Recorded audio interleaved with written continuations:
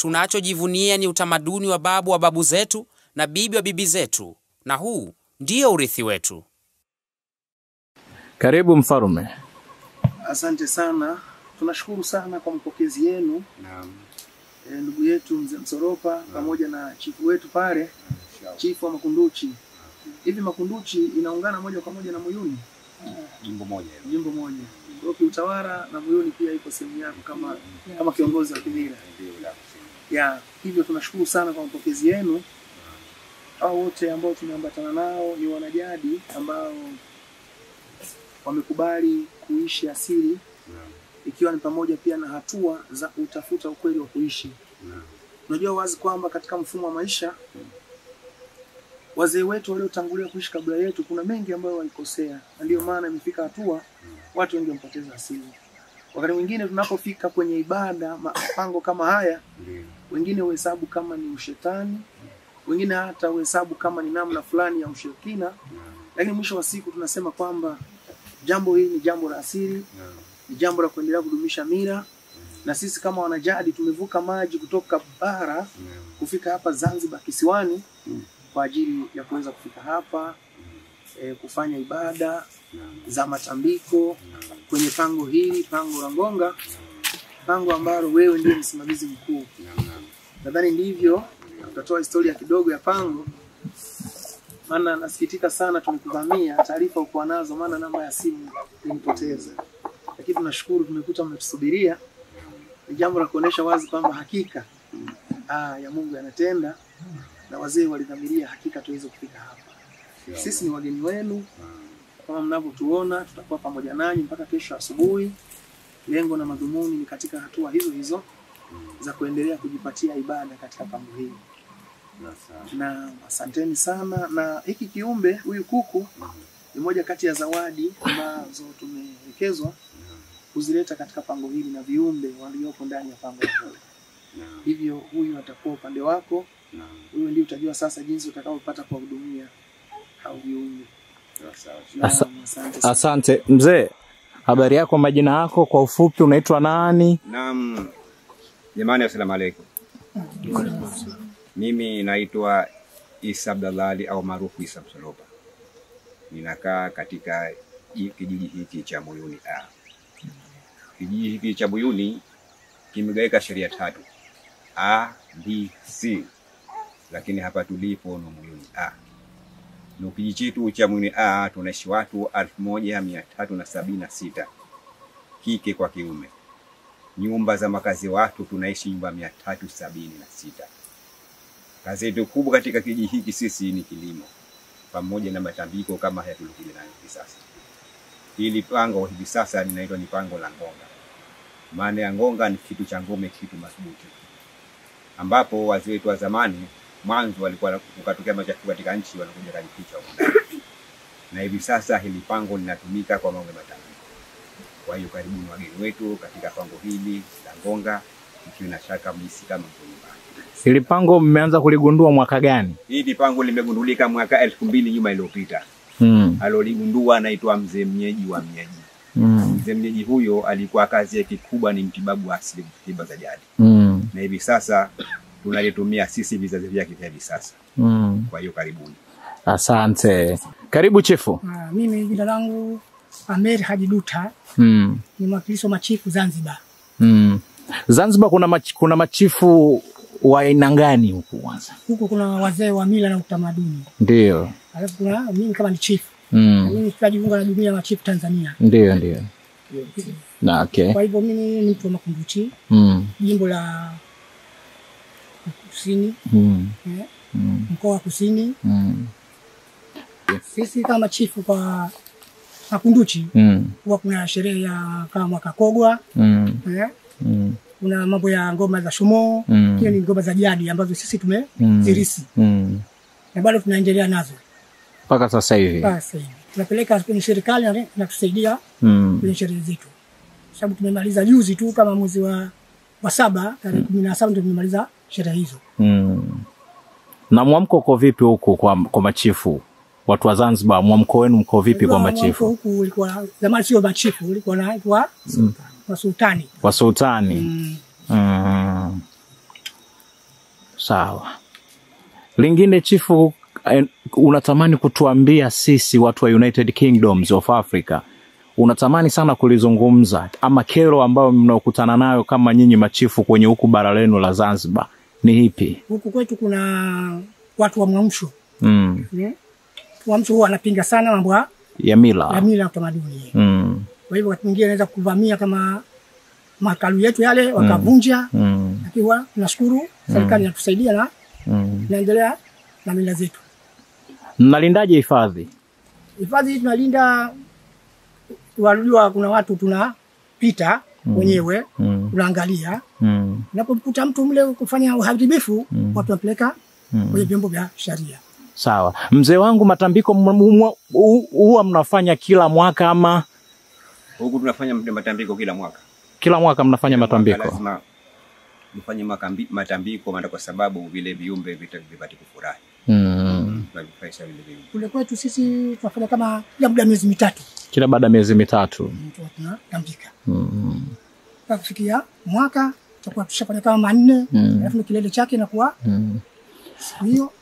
Mnawashauri nini watu ambao wasiofanya mila na tamaduni ama kufanya matambiko? Sababu kama huna mila, huna utamaduni, wewe ni mtumwa na huna asili. Huna asili. Basi mimi nashukuru sana, natamani sana kuingia katika kwenye hilo.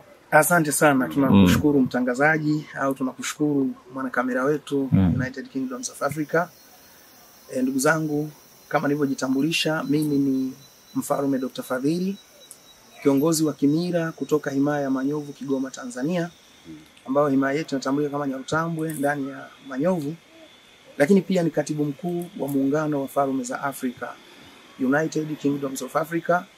Na hata huyu chifu rafiki yetu kutoka Makunduchi, mara nyingi tumekuwa tukikutana kwenye vikao vya kitaifa UMT. Nadhani Mwanza tu ndipo hakuonekana wakati tunamwapisha Mama Samia, lakini tamasha la utamaduni lilofanyika Moshi tulikuwa naye pamoja. Na ndio maana tunafahamiana, na kama hivyo kawaida kwa viongozi wa kimila, sisi tunapenda kuweka umoja ili kuhakikisha kila mmoja ambaye atapenda asili basi asikose pa kuanzia. Na ndio maana tunatembea sehemu mbalimbali duniani. Sio pekee Tanzania bara, sio pekee Tanzania visiwani kama tulivyo leo hapa Zanzibar, bali tumekuwa tukifanya ziara katika nchi nyingi tofauti tofauti ila ndani ya Afrika ili kuendeleza mila na tamaduni zetu kwa kadri na jinsi wazee wetu walivyoishi. Mungu alituumba tuishi kwa wepesi. Na ugumu wa maisha unajitokeza kwa sababu watu wengi wamekiuka mema ya kuishi. Unapokuwa imefika hatua unawadharau wazee wako, wazazi wako waliotangulia kuishi, yani waliokufa au walioacha mwili, maana yake wewe huna utofauti na mtumwa, kama alivyosema mzee wetu, Mzee Msoropa, ambaye ndio msimamizi wa pango hili la matambiko, pango la Ngonga. Hivyo tunaendelea tukushukuru, na sisi kama wanajadi, pamoja na namna ambavyo tumekuwa tukiona umuhimu mkubwa sana wa matambiko, tunapendelea kufanya matambiko sehemu mbalimbali ambazo tuna hakika wazi kwamba bado wanaisimamia nguvu ya asili, ili kuweza kuipokea nguvu hiyo na kuwapokeza watoto wetu na vizazi vyetu, ili kuhakikisha basi na wao hata nasi tukitangulia wapate pa kuanzia. Asanteni sana. Leo ni siku ya matambiko, nadhani yako mengi tutayapata. Mzee wangu, ngoma vipi? Tutapata leo? Ngoma tutapata. Wow. Kwa hiyo ngoma zipo. Asante sana. Na ndugu wanajadi, sasa nadhani muwe huru kama alivyotukaribisha ndugu yetu. Hapa kuna baadhi ya miti dawa ambayo ameitunza. Mzee, unaweza kutoa maelezo kidogo kuhusu miti hii? Labda kwa ajili ya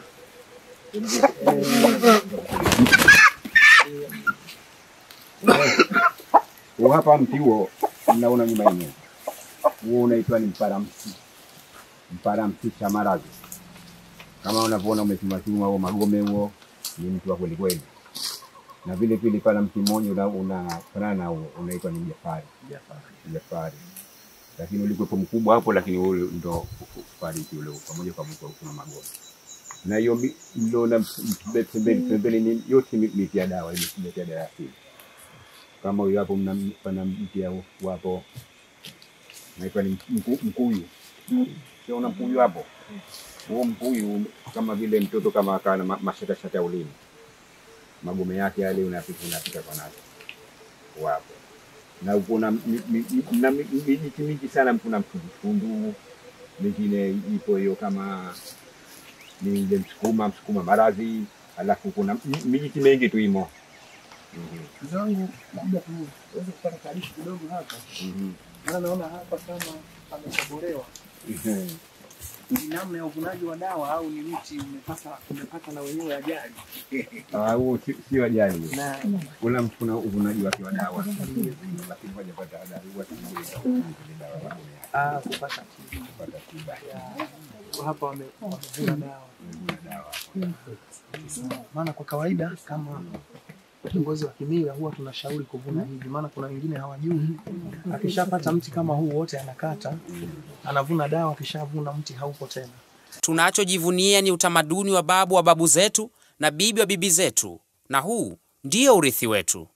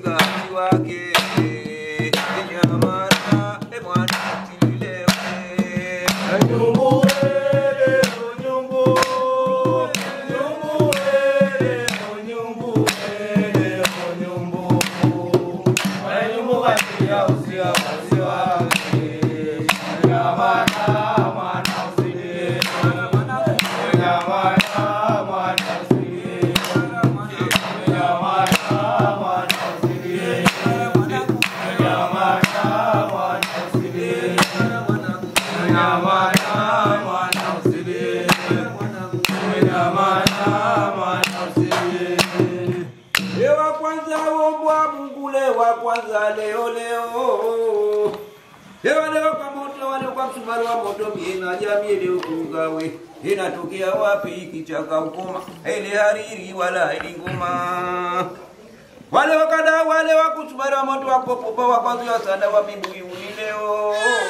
Hewa chara leo, wamkwa bingo wamkwa juni mio na vya leo. Hewa tokea wapi kichaka ukoma, wale hariri wala ile ngoma. Hebu ni mangata wile ni leo kunilali. Hefundi ajitawireni wa mkwajuni leo. Hemie na jamie leo kungawe. Hewatokea wapi we kichwaka ukoma we. Haidi hariri wala haidi ngoma. Wajai kumbukila. Wajai kumbukila. Wajai kumbukila. Wajai kumbukila. Wajai kumbukila. Wajai kumbukila. Wajai kumbukila. Wajai kumbukila.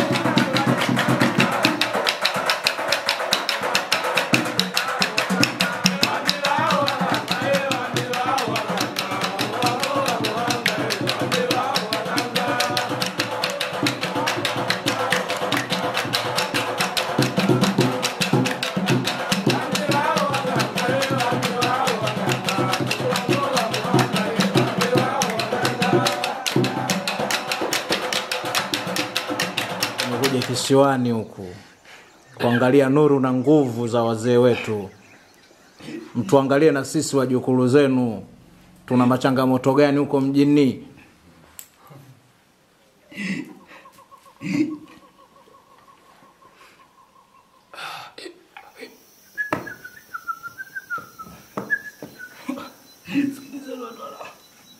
Mpo vizuri, tena vizuri.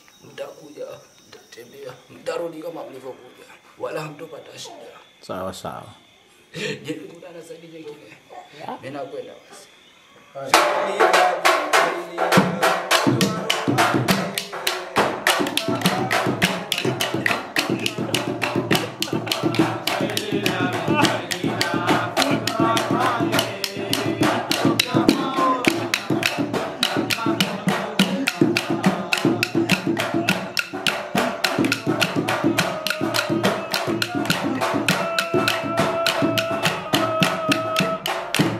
Tunachojivunia ni utamaduni wa babu wa babu zetu na bibi wa bibi zetu, na huu ndio urithi wetu.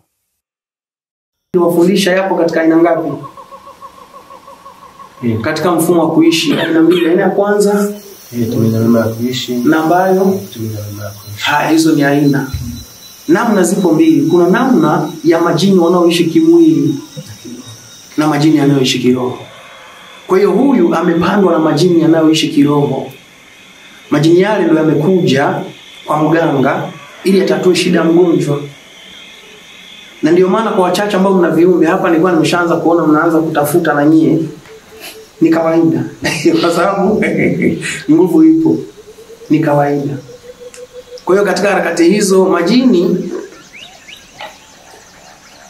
mganga sio yeye tena, anaongea na majini sasa mwenye mgonjwa. Majini anasema anataka nini? Ng'ombe wangapi? Ng'ombe mmoja. Lakini mwenye mgonjwa kwamba atoe mbuzi wawili. Lakini majini amekataa, amesema hapana, tunataka angalau ng'ombe mmoja. Mwenye mgonjwa anauliza sasa ni lini mgonjwa wangu atakuwa tayari, ameshapata unafuna, amepona? Katoa miezi 6 sivyo? Kwa hiyo katika hizo hatua ni jambo ambalo mara nyingi katika uganga limekuwa likifanyika. Lakini pia jambo hili lina aina zake. Jambo hili lina aina zake. Najua huko ndani kuna washirikina. Washirikina mnyoshe mikono. Washirikina nyosheni mikono. Washirikina nyosheni mikono. Na mikono nadhani mingi. Walio wengi huwa hawajui nini maana ya ushirikina, ndio maana hawanyanyosha. Kitendo cha kuwepo hapa tu ni ushirikina. Ushirikina ni neno ambalo ni zuri sana, ila limepewa ubaya na wazungu, limepewa ubaya na wakoloni. Ushirikina ni namna ya kushiriki kwa kina, kufuatilia jambo linalokuhusu kwa kina, ndio unaita ushiriki wa kina. Sasa jambo hili tunashiriki kwa kina kujua bibi na babu zetu walishije.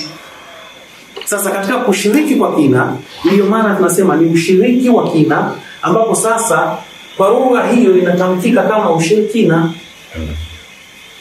Hivyo ndio maana unaweza kuona kwamba wale tu ambao nao wanajielewa kabisa kama ni washirikina.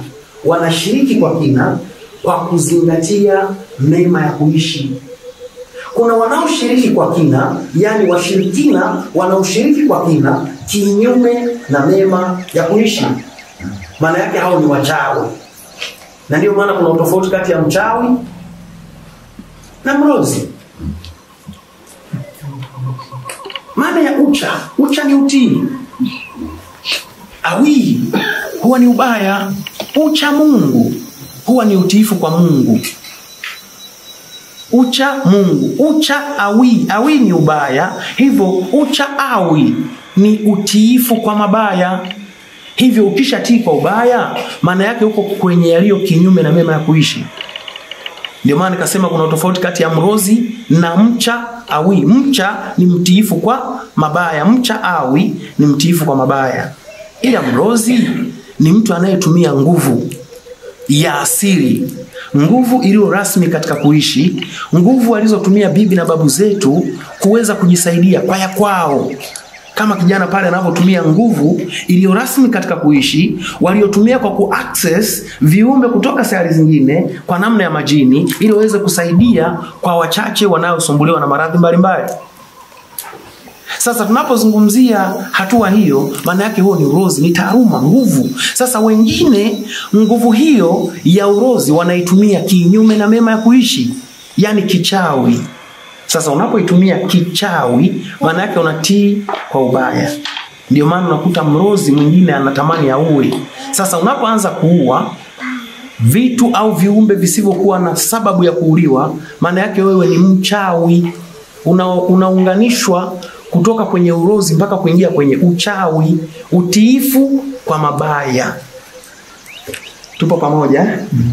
Hivyo ikifahamika hivyo, itaonekana wazi kwamba nilikuwa nataka kuelezea juu ya habari ya viumbe, kwamba wao wameaccess hivyo, na baadhi ya waganga katika jamii zetu wameaccess hivyo, kwamba wameaccess ili aweze kumsaidia mtu lazima ashirikishe asili yake, ashirikishe mizimu yake, au ashirikishe viumbe kutoka sayari zingine ikiwemo upande wa malaika. Nadhani kwa wale ambao mmekuwa kwenye madarasa yangu mmefuatilia sana juu ya habari ya masomo ya elimu ya viumbe, jinsi ambavyo viumbe majini, viumbe malaika na mizimu wanavyoweza kufanya kazi na kushirikiana katika jamii zetu. Hivyo kwa sababu kama hizo, inaonekana wazi kwamba jambo linalofanyika si jambo geni, ni jambo walilofanya wazee wetu. Lakini kuna baadhi ambao wanaweza wakatunza mema ya kuishi kiutu. Nasikika? Kuna ambao wanatunza mema ya kuishi kiutu. Anaiaccess ile nguvu kwa mkataba wa yeye mwenyewe. Nadhani ninaposema hivyo mifano mnayo. Hata akikuangalia hivyo anakuambia pole ndugu yangu, pole sana ya pole, lakini najua hujui, ila nitakwambia. Maana yake wana macho na wamejifungamanisha na elimu ya viumbe kwa namna ya wao wenyewe. Jambo linaposhindikana, ndipo huanza kutafuta namna ya kushirikisha ndugu zetu walioacha miili, walio kinyume na mema ya kuishi, ambao wataweza kusaidia ili kuweza kuhakikisha basi wanakamilisha yale machache ambayo wameyakusudia. Wangapi mmenielewa? Nyosheni mikono. Asante sana. Nashukuru kwa sababu mnasema mnaeleweka. Kwa hiyo ndugu zangu, kwa wale ambao mnatamani kuendea uganga, najua kuna baadhi ya watu wanaangalia video lakini wangetamani na wao kupitia hatua za uganga. Uganga mtu anaweza kujifunza na kama mganga mzuri kabisa. Uganga, tuna uganga wa aina nyingi sana. Kuna uganga mtu anarithi, viumbe vinamvaa, atake astake na atafanya kazi ya uganga. Lakini kuna uganga wa kujifunza, na uganga uko kwa njia nyingi. Na uganga kwa Kiingereza ni udaktari. Kwa hata kama ni mganga wa kienyeji ni dokta. Si kama naeleweka? Kwa hiyo kuna baadhi ya watu wanaweza kukuta ana kiu ya kuwa mganga, ili anajiuliza, Mungu wangu nitaanzaje? Itakuwaje? Inawezekana. Unaweza kaamua uwe mganga wa namna tu ya kutibu kwa kutumia taaluma ya mimea, dawa za asili. Ujue miti kama huo mti tumeukuta nje, huo mzee Msoropa anatuambia ni mparamsisha maradhi. Ukaamua ubobee kwenye huo na ukajikuta unatibu watu kwa kutumia mti huo, na unapata riziki na unasaidia watu katika jamii inayokuzunguka. Lakini unaweza kaamua, hapana, mimi nataka niwe mganga lakini nitumie uganga wa namna tu ya maombi. Ndio hapo lazima uaccess nguvu iliyo rasmi katika kuishi. Nguvu hiyo ikakusaidie kuweza kuwaombea watu na wapone. Sasa watawezaje kupona ikiwa wewe mwenyewe nguvu huna? Ndio maana mapango kama haya msiyachukulie poa. Ni mapango matakatifu, ni mapango ambayo yametunza nguvu. Historia ya mapango haya, kwa wale ambao wakati tunaingia tumepewa taarifa hizo, ni historia nzuri. Watu walikuwa wakikimbia kutoka sehemu mbalimbali, wanakuja kujificha ndani ya mapango haya. Walikuwa wanajificha kwa sababu gani? Wanaona ni sehemu salama. Watu walikuwa kutoka mbalimbali, wana maradhi, wanakuja kutibiwa ndani ya pango hili. Kwa hiyo pango, pamoja na kwamba bado inaendeleza kutunza mila kwa namna ya utamaduni na vitu vinavyofanana na hivyo, lakini pango lililosaidia watu, lililokuwa maisha ya watu. Kuna kipindi alikuwa anatokea magonjwa ya mlipuko, watu wanajificha huko ndani. Mzee Msoropa Si kama unaweza ukalikiri hili kwamba hili pango kuna wakati ambapo watu walikuwa wakipatikana na magonjwa ya mlipuko wanakuja kujificha ndani ya pango hili. Watu wanaishi humu kama nyumbani. Baadhi ya watu wameacha miili humu wakiwa wanatafuta namna ya uponyaji wao. Hivyo hili ni pango takatifu, ni pango linaloweza kumsaidia yeyote atakayehitaji kwa kutimiza mema ya kuishi. Na ndio maana sisi tumefurahia kuweza kufika ndani ya pango hili na tunaendelea kushukuru sana kwa sababu ya mapokezi haya si mapokezi ya kawaida. Hatukutegemea. Yaani hata mimi mwenyewe sikutegemea. Nilijua tu mtapiga ngoma mtatupokea na nini, lakini mlichokionyesha hakika ndicho kilichotuleta.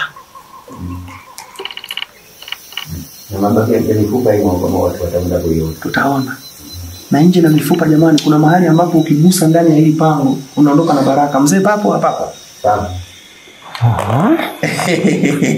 Ni safari. Kwa hiyo unapokuwa huko ndani jihesabie kwamba uko karibu na wazazi wako walioacha mwili. Kutoka vijiji vyovyote ulivyotokea, wako roho zao ziko hapa. Zinakusikiliza matatizo yako na unaweza ukazungumza na ukanuia, na wengine mtapata taarifa kwa ndoto. Ndio maana nikasema hata uganga jamani unatofautiana. Kuna mwingine anaweza kapenda tu ajifunze tu miti dawa tu, atibu kwa miti dawa, anakuwa ni mganga. Kuna mwingine atapenda atibu kwa maombi. Lazima upate baraka ya watu waliofanya hivyo.